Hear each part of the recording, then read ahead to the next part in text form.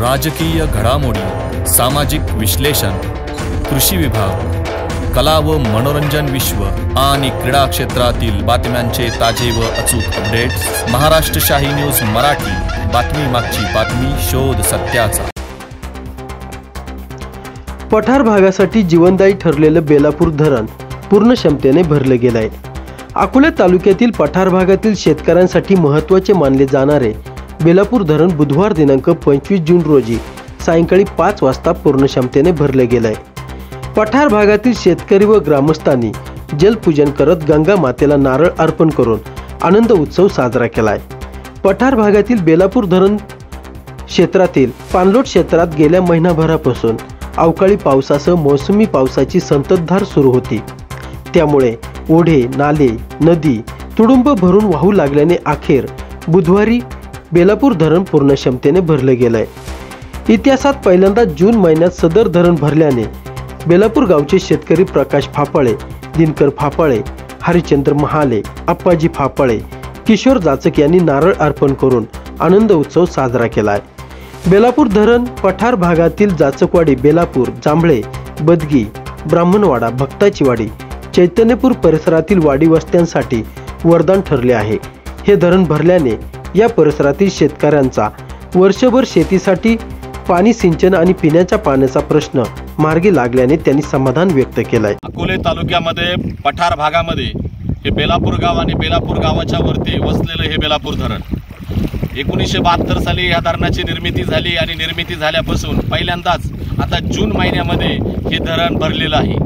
आजपर्यंत असा कधी भाग झालेला नव्हता का जून मध्ये धरण भरलेलं। नेहमी हे धरण लेट भरायचं, परंतु आज जून महिन्यामध्येच हे धरण भरलेलं आहे। या धरणावरती ब्राह्मणवाडा, बदगी, काळ्याचीवाडी, बेलापूर, चैतन्यपूर, जाचकवाडी, पवारवाडी हा भाग या धरणावरती पिण्याच्या पाण्यासाठी आणि शेती कृषी पंपासाठी अवलंबून आहे।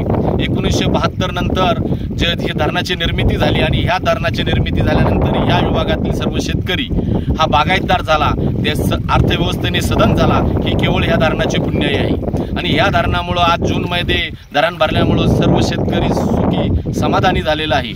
आज तसेच केंद्र सरकारने जी योजना काढली, घर तिथे नळ, आणि या धरणावरती भरपूर आता विहिरी झालेल्या आहेत, तरी सर्व गावांना पिण्याची व्यवस्था ही या ठिकाणी चांगली झालेली आहे। म्हणून कार्यकर्त्यांमध्ये जोश निर्माण झालेला आहे आणि शेतकऱ्यांमध्ये पुढच्या वर्षी पण बागायत करता येणार।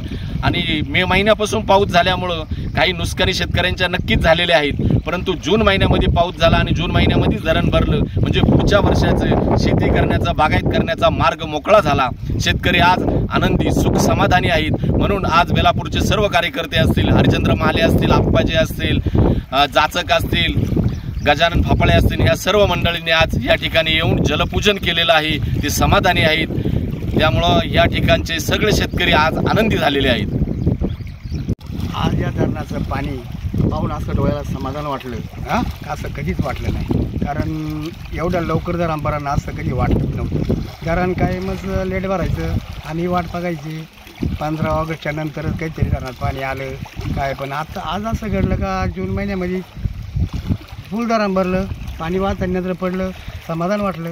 याच्यावरती सगळ्या शेतकऱ्यांचं, आमच्या गावाचं, गावाच्या आजूबाजूच्या परिसराचं, 10-5 गावाचं भवितव्य अवलंबून राहतं। अशा गोष्टीमुळं आनंदी आहेत आम्ही सगळे। आम्हाला एवढा आनंद झाला का धरण भरलेलं पाहून सुखावलो आम्ही। तेव्हा इथून पुढे असं लवकर धरण भरावा, हे आमच्या असंच चालू राहावा ही अपेक्षा।